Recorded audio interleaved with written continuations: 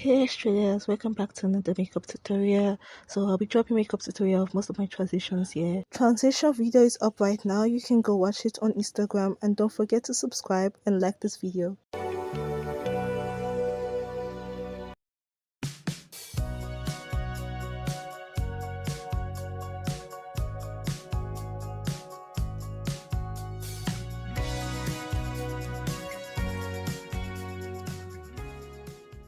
I'm going straight into the video, and here's a part of the transition makeup look.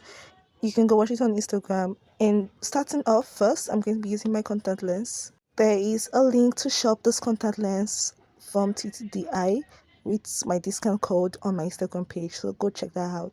So I think I didn't introduce myself. My name is Esther Esse. I'm a Lagos-based model, makeup artist, and content creator. Your go-to girlie for all things beauty, fashion, and inspiration. And if you're a returning subscriber, hey Australians, I know it's a long time coming. Presently, I'm out of phone storage, so I had to use an Android phone to shoot. So I'm just going straight into the makeup tutorial. I'm going to clean my face next. I always emphasize on starting your makeup with a clean base, so make sure you exfoliate your skin if you haven't exfoliated already, and also clean your face properly because a clean base is where your makeup is going to have to sit. So this step, you cannot negotiate it. The next, I'm going off and starting off my eye look. I'm just going to go in with the spoolie brush and brush out my hairline so I can see my natural arc, and using my eye pencil, I'm going to draw airline strokes in the natural shape of my arc and just make sure it's looking nice, as you can see, and also using my spoolie to rebrush it so it looks very natural. I'm using a concealer to clean the underneath of the brow and also give it a form of highlight. I'm doing this concealer placement on my brow bone only. Next, I'm going to use a flat brush just to redefine that and also spread it out evenly over my brow and over my brow bone. Then I'm going to be using my foundation shade, my white foundation shade, just to also give it that white shape underneath. This ensures that your eyebrow doesn't look out of place in your makeup. It doesn't look the under eyes too bright, and it also blends well into your foundation when blending your face.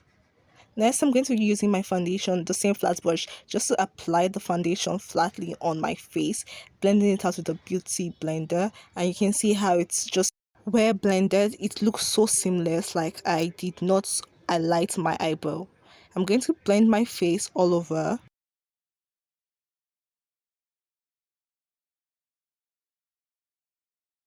After blending in my foundation, I'm going to use my concealer just to put in the right placement. The right placement for putting your highlighter and concealer is very important, especially if you know your face shape. That's why you should go watch my full stack video. I'm going to link it up to this video so you can go watch it.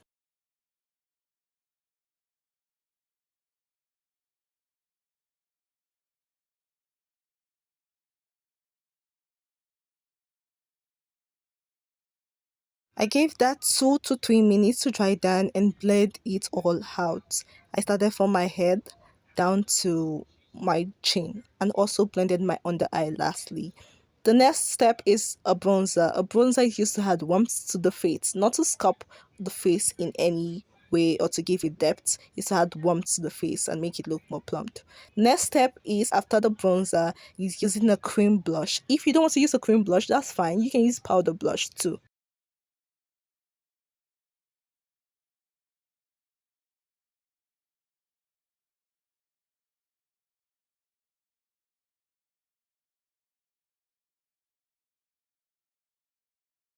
I blended out my blush, and I always like to go in with an highlighting powder. Now this powder is like a loose highlight powder. It has shimmer, it also has shine, but it's also a powder.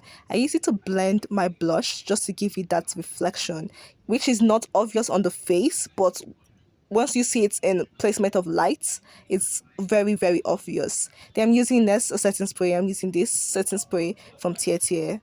It's so good and so hydrating. Next, I'm just going in with my setting powder, using this to make sure just to set the face after the setting spray has dried down.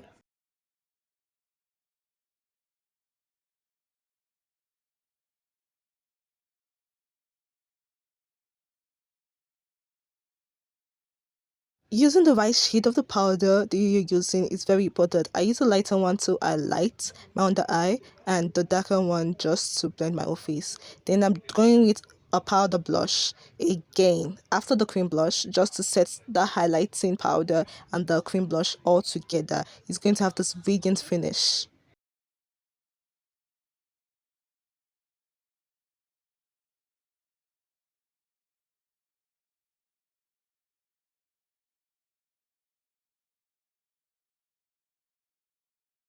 I went in again with just 3 swipes of the highlighting powder.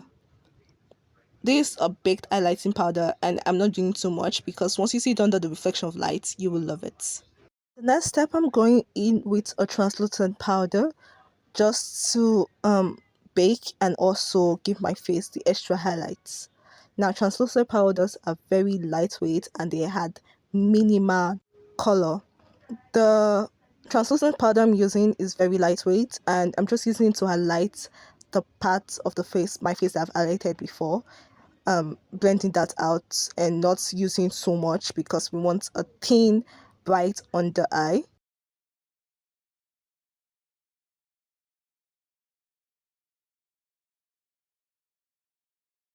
So the next step is doing my eyeshadow. As you can see, I first used a placement eyeshadow, which is a warm brown, to place on my eyelid before using a deep brown to add depth for my cut crease.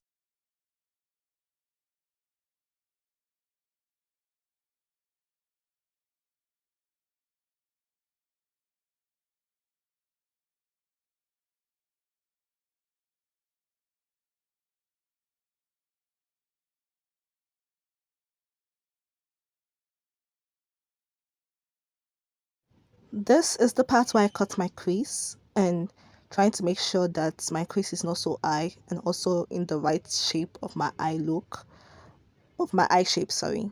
Then I'm going to use a very shimmery eyeshadow on the cut crease area just to give it that extra shine. As you can see, I'm blending 2 of those shimmery eyeshadows for the makeup look.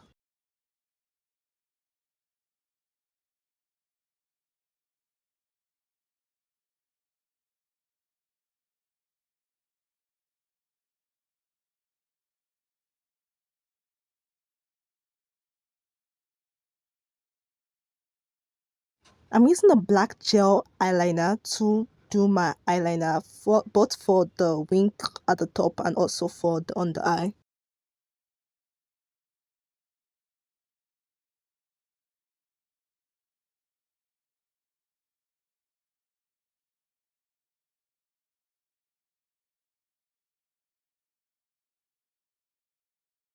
For the under eye, I'm also using some of those deep brown shadows that I use to just accentuate my eyes more and give it this bold look because yes, we want it to be bold.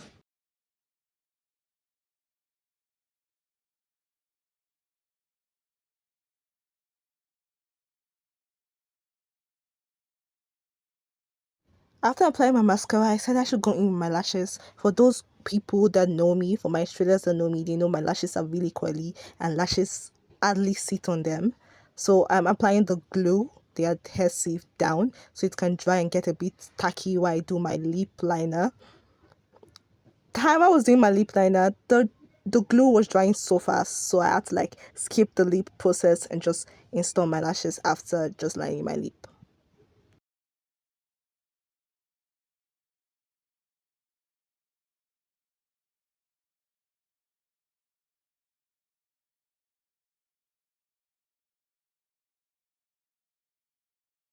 After like minutes of trying to put my lashes together, because if I'm to put that video, it's so funny. After minutes of doing my lashes, I finally got to do my lip stain. After my lip stain, I did a brand and a nude look, a pinkish nude. Then I applied gloss. For those people that know me, that gloss now is my new obsession. I don't know where to get it again. It was a gift in a PR. Please, please, if you know where to get that gloss, yeah, just let me know. It's on my Instagram page too. I posted it as a short.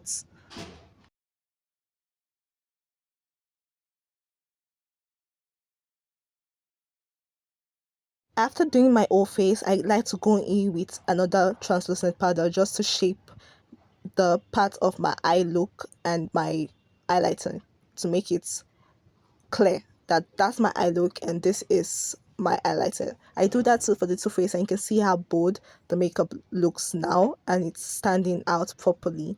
After that, I just go in with a finishing spray and spray my whole face.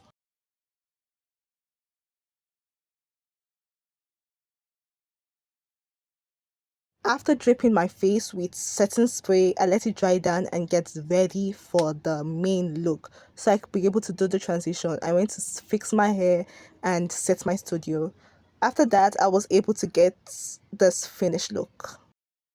So yeah, this is the finished look. Please go watch the transition video, and if you really like this video, I hope to be able to do more like this. Let me know in the comment section you really like this. Don't forget to hit the subscribe button, like, and I will see you in the next video. Shine bright.